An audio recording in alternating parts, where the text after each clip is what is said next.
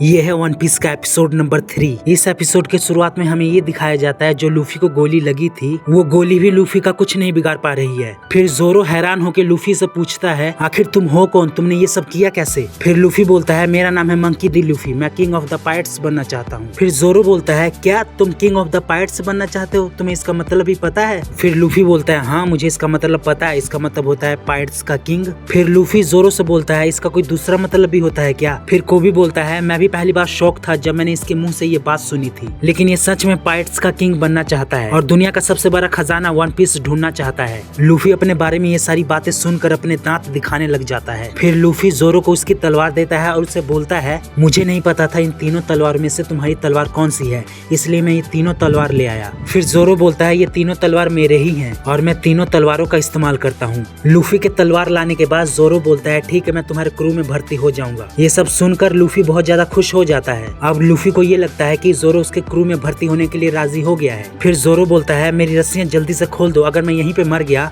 तो मैं तुम्हारे क्रू का मेंबर कैसे बनूंगा। फिर कैप्टन मॉर्गन बोलता है अच्छा ये है डेविल फ्रूट की पावर। यहाँ पर हमें थोड़ा सा डेविल फ्रूट के बारे में बताया गया है। जो कोई भी डेविल फ्रूट खाता है उसको कुछ स्पेशल पावर्स मिलती हैं, जैसे फायर की पावर, सुनामी लाने की पावर। और डेविल फ्रूट कई तरह का होता है। सब लोगों को ये लगता है ये बातें सच नहीं हो सकती, लेकिन इन लोगों ने लूफी को खुद अपने सामने देख लिया जिसने डेविल फ्रूट खाया है और उसके पावर को इस्तेमाल भी किया है। मैं सोच रहा हूँ वन पीस के पावर सिस्टम के बारे में एक अलग से वीडियो बना दूं। उस वीडियो में आपको अच्छे से समझ आ जाएगा डेविल फ्रूट के बारे में, हाकी के बारे में, लूफी के गियर के बारे में। फिर लूफी जोरो की रस्सियां खोलने लग जाता है। फिर जोरो बोलता है जल्दी मेरी रस्सियां खोलो वरना ये हम तीनों को जान से मार देंगे। फिर कैप्टन मॉर्गन बोलता है अगर इस लड़की पे गोलियां काम नहीं करती तो तलवारों से अटैक करो। जैसे ये सारे सैनिक लूफी, कोबी और जोरो के ऊपर अटैक करने ही वाले थे, तुरंत जोरो की सारी रस्सियां खुल जाती हैं। फिर जोरो एक तलवार अपने मुंह से पकड़ता है और एक एक तलवार अपने दोनों हाथों से पकड़ता है और सभी सैनिकों के सामने आके खड़ा हो जाता है। मतलब ये तीनों तलवारों का इस्तेमाल इस तरह करता है। ये सब देखकर लूफी बोलता है ये कितना कूल है ना। जोरो के मुंह में एक तलवार है फिर भी वो बोलता है कोई भी अगर यहाँ से हिला तो वो मेरे हाथों जरूर मरेगा।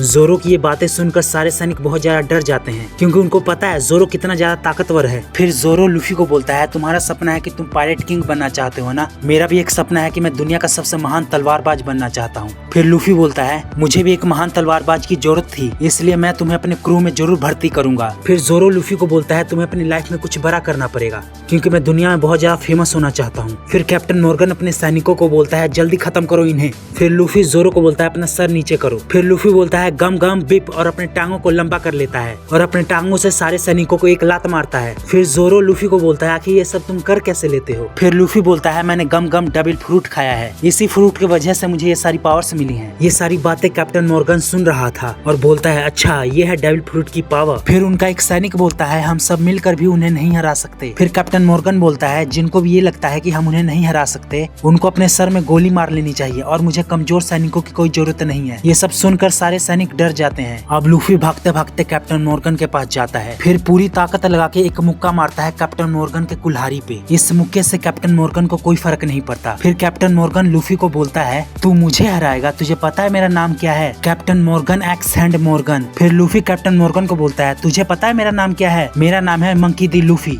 फिर कैप्टन मॉर्गन अपनी कुल्हाड़ी से लूफी के ऊपर अटैक कर देता है और लूफी इस अटैक से बच जाता है, लेकिन कैप्टन मॉर्गन का जो अटैक है जमीन पे लगता है, जमीन फट जाता है। सोचिए ये अटैक अगर लूफी को लग जाता तो क्या होता, शायद वन पीस यहीं खत्म हो जाता। अब लूफी अपने दोनों पैरों से कैप्टन मॉर्गन के मुंह पे अटैक करता है। फिर कैप्टन मॉर्गन थोड़ा पीछे जाके गिरता है। फिर से कैप्टन मॉर्गन लूफी के ऊपर अटैक करता है और लूफी इससे भी बच जाता है। फिर से लूफी कैप्टन मॉर्गन के मुंह पे एक और लात मारता है। ये सब देखकर सारे सैनिक बहुत ज्यादा हैरान थे। वो बोल रहे थे कि बहुत आसानी से कैप्टन मॉर्गन को ये लड़का धो रहा है। फिर लूफी कैप्टन मॉर्गन का कॉलर पकड़ लेता है और उसको बोलता है तू खुद को नेवी का कैप्टन बोलता है, और खींच के घूसा मारता है कैप्टन मॉर्गन को। फिर वहीं पर पीले बाल वाला वो लड़का आ जाता है और कोबी के कनपट्टी पे गन रख देता है और लूफी को बोलता है रुक जाओ वरना मैं गोली चला दूंगा। फिर भी लूफी नहीं रुकता है, वो कैप्टन मॉर्गन को दोबारा मुक्का मारता है। फिर से पीले बाल वाला बोलता है तुम बेवकूफ हो क्या, मैंने रुकने के लिए बोला है ना, रुक जाओ वरना मैं गोली सच में चला दूंगा। फिर अब लूफी इन पे ध्यान देता है। लूफी और कोबी एक सेकंड के लिए एक दूसरे को देखते हैं और लूफी फिर से अपने दांत दिखाने दिखाने लग जाता है। फिर तुरंत लूफी के पीछे कैप्टन मॉर्गन आ जाता है। फिर लूफी बोलता है गम गम पिस्टल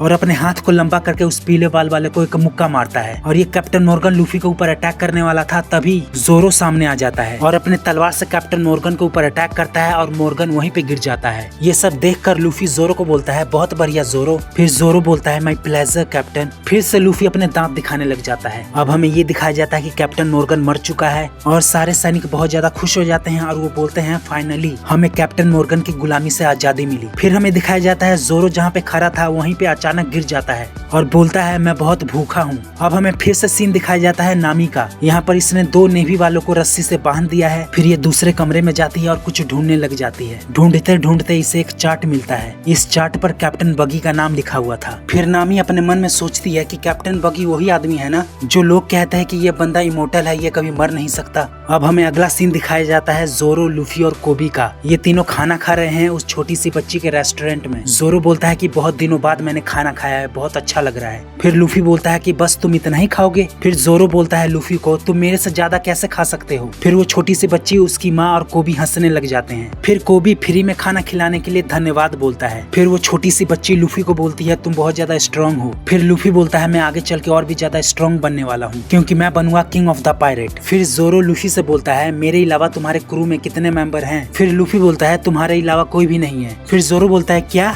मेरे अलावा कोई भी नहीं है, मतलब हम ही दोनों हैं। फिर लूफी बोलता है तो क्या हुआ, हम दोनों बहुत ज्यादा स्ट्रांग हैं। फिर जोरो बोलता है ठीक है, फिर हमारी पायरेट शिप कहाँ है। फिर लूफी बोलता है वो उधर है बाहर। फिर जोरो खिड़की से बाहर जाके देखता है तो उसे एक लकड़ी की छोटी सी बोट दिखाई देती है। फिर से जोरो बोलता है क्या ये हमारी बोट है, ये तो बहुत छोटी सी बोट है। फिर लूफी बोलता है तो क्या हुआ। फिर जोरो जोर जोर से हंसने लग जाता है और बोलता है तुम इस बोट पे सफर करोगे और अपना क्रू इकट्ठा करोगे और किंग ऑफ द पायरेट बनोगे। फिर लूफी बोलता है ये बोट हमारे पास हमेशा नहीं रहेगी, आगे चल के हमारे पास एक बड़ी सी बोट होगी। फिर जोरो बोलता है अच्छा फिर वो बोट आएगी कहाँ से। मुझे ऐसा लगता है कि मैंने एक गलत आदमी को अपना कैप्टन बना लिया है। अब वो छोटी सी बच्ची लूफी से पूछती है अब तुम कहाँ जाने वाले हो। फिर लूफी बोलता है अब हम जाने वाले हैं ग्रैंड लाइन। ये सुनते ही कोबी के मुंह में जो जूस था वो सारा जूस वो बाहर फेंक देता है। फिर कोबी लूफी से बोलता है क्या सच में तुम वहाँ जाने वाले हो, तुम्हें पता भी है वहाँ क्या होता है। फिर वो छोटी सी बच्ची कोबी से बोलती है क्या ग्रैंड लाइन बहुत खतरनाक जगह है।